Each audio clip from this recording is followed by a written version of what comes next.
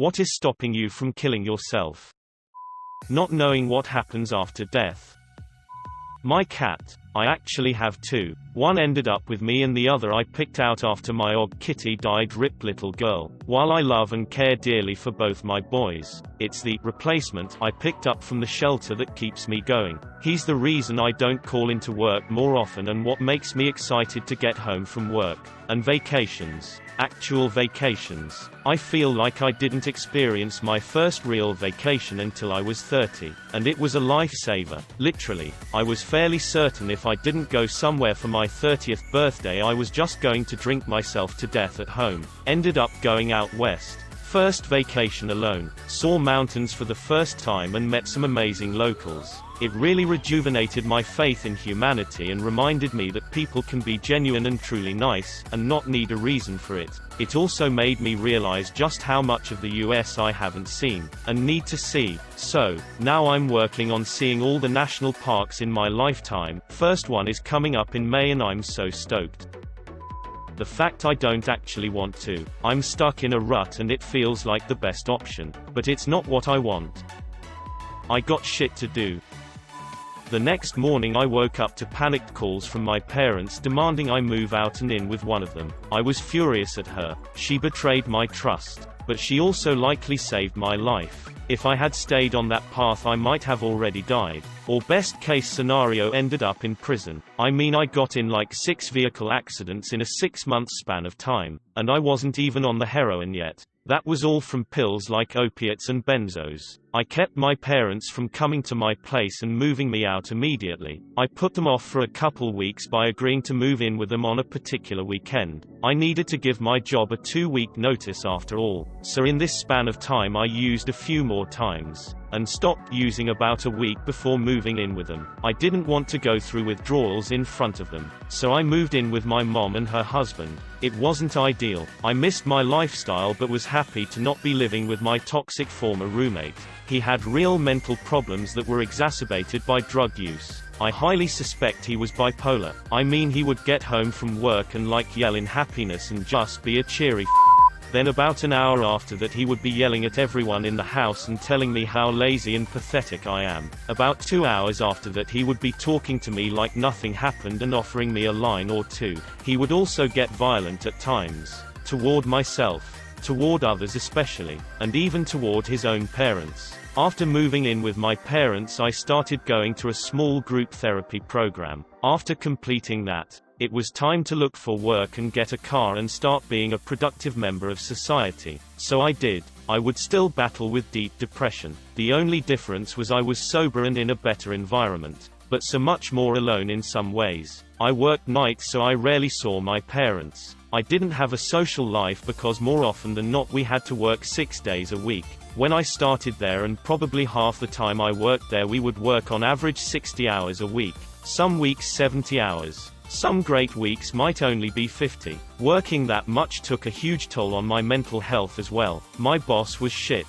He was a high school graduate who just worked at this factory long enough to move up to the department supervisor. He was incredibly unappreciative and had no idea how to motivate his team and to increase morale. It's like he never read a study in his life. On a couple occasions I tried to explain studies that would come out citing that workers with low morale often withhold effort in a way to quietly sabotage the company's profits. And that's what most people did there. Working all those hours mixed with not having a social life and feeling incredibly underappreciated and undervalued and tremendously lonely. I started fantasizing about suicide more and more. I always say though that I'd never commit suicide now. Because that means the last few years have been pointless and I suffered so much more for nothing. If I were going to do it, I'd have done it a long time ago. Plus my mother would be devastated. I couldn't do that to my family. That's just selfish and lazy. Instead I should work hard to create a life worth living. So that's where I'm at now. I have a new job. Better. I was depressed and suicidal for a number of years from about 17 when the depression started, 19 when suicidal thoughts started. To deal with this I self-medicated with drugs and became addicted. That of course didn't make things any better. My life got more and more shit up until I was completely disregarding my own safety and would take lethal combinations of drugs. Because I enjoyed it more and because I thought, well, if I don't wake up then so be it. This culminated in a month of binges. And there were many nights when I would take heroin or fentanyl and Xanax and would wish this would be the night it pushed me into death's door. It didn't happen, thankfully. So the final pseudo attempt was one night when my roommate got robbed and he blamed me because I was there, as were his parents who he didn't blame. And it was our dealer and his sister. The sister robbed us by asking to use the bathroom, and of course I thought it'd be weird if I went upstairs with her and waited for her to be done. And our dealer was getting me pretty high. Hey, you want another line? I couldn't say no to free drugs. Well, my roommate came home the next morning and discovered he had been robbed. Also worth noting, the only reason he robbed my roommate was to teach him a lesson, and wasn't intending to keep any of it. I know it sounds far-fetched, but he gave everything back in the following days. Our dealer was always good to us and was a friend, I guess. He dropped a gram of dope in my buddy's car and asked if he left it there and told him he could keep half if he found it. Of course my roommate found it and we just did all of it and lied. And he told someone like an idiot. And the information got back to the dealer. So my roommate freaked out on me and told me to get the out. Time to move out. And now he says I owe him like $2,000. Despite him getting everything back that was taken. So that night I was talking to my ex. We have remained very close friends and even lived together for a few months after we broke up. She was a force for good in my life, and why she wanted to be around me when I would nod out while watching TV quite frequently, I have no idea. Anyway, this particular night I was taking large doses of both drugs and was hoping for death.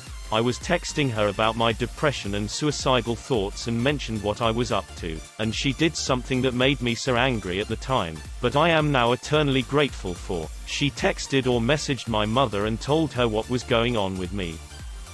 My mom would be sad. I always told myself that one day I'd be glad I didn't, and I am.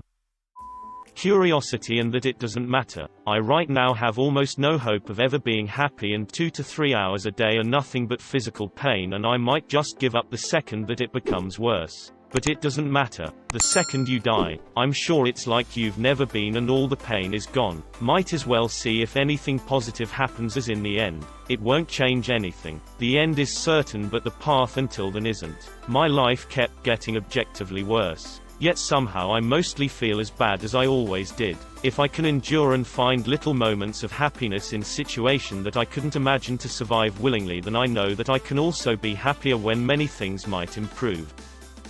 My wife. We currently don't live together because we can't afford it at the moment. Whole bunch of other reasons go into it. But right now, I'm miserable and stuck renting a room in a basement. I get to see her every once in a while and eventually we will live together. It's gotten bad enough that I broke down crying in Walmart yesterday. I don't really have an suicidal ideation anymore, but when I did have it pretty severely, I bought a better fish. I knew no one would take care of him if I died, so I had to be there for him. I put a lot of effort into caring for him, researching how to maintain his tank and what conditions he needed to be kept in. Eventually he did die and I was devastated, but by then my mental health had improved and I could deal with it. The hope that someday I won't want to. Not giving my parents the happiness, pride and everything in the world that they absolutely deserve. The feeling that I never lived to begin with, never fell in love, not even a crush, as my social anxiety forbade it. If I end it all now, my father, who's a heart patient, will collapse, and so will my mother, and I can never let that happen even if my life is My mental health is suffering, and I know every day is a battle and every day I am losing. The off chance that one of my 2 kids will need me one day. My family has been through enough already. I couldn't put them through having to deal with my suicide.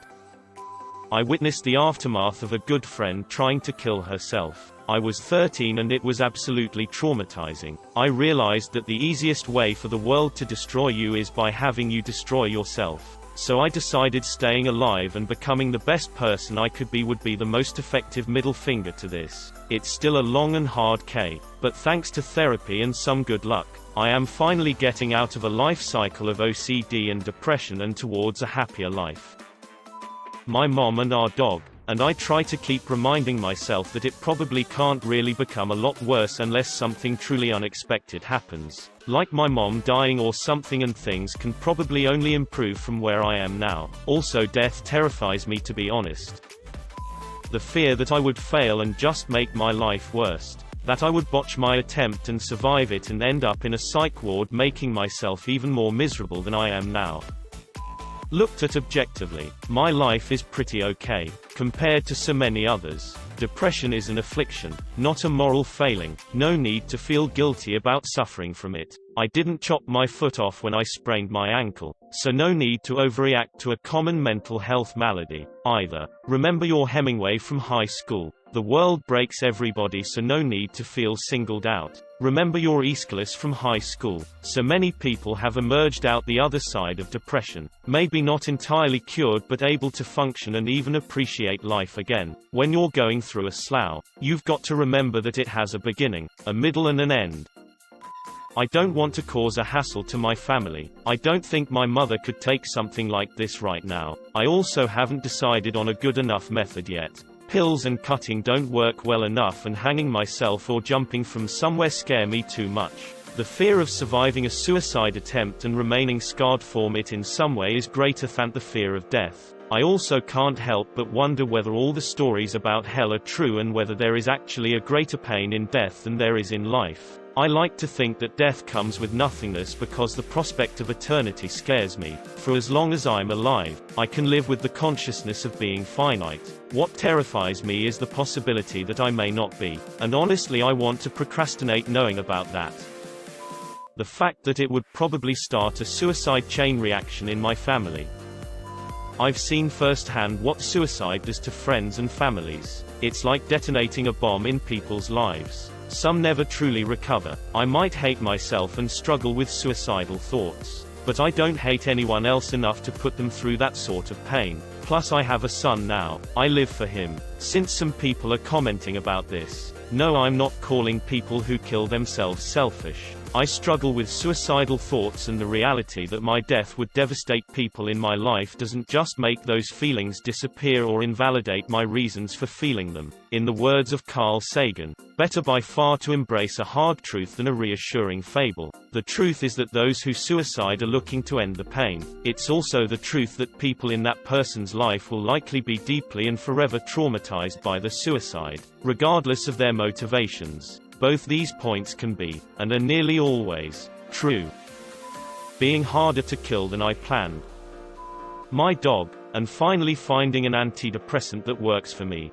I got my dog after a suicide attempt that landed me in the hospital for a while. I was beyond depressed, abusing alcohol, and I just had a thought that I wanted a dog. I was scrolling through adoption ads, going into random pet stores, checking all the rescues, and then one day I saw my pup in a little cage with some other dogs. He wasn't even 3 pounds and he didn't give a that anyone was looking at him. He was just chilling and doing his own thing. All the other puppies were jumping around. I held him in my arms and I just had this warm feeling fill my entire chest. It was the first time I'd really felt like that in a long time. It's been 2.5 years now and I'm not depressed anymore. My life has done a complete 180 and my dog is currently sitting here grabbing my hand like, "Excuse me, you're welcome now, pet me." Anytime the thought that life isn't going my way comes, I look at him and remember that everything has to be okay. BC, he needs me. So I agree, the world's best antidepressant.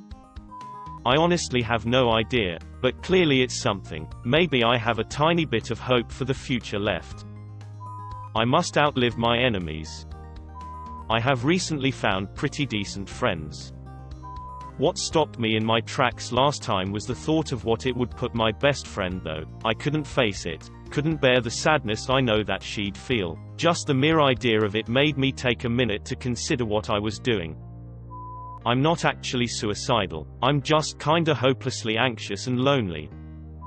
Curiosity. I just gotta see what could possibly happen next.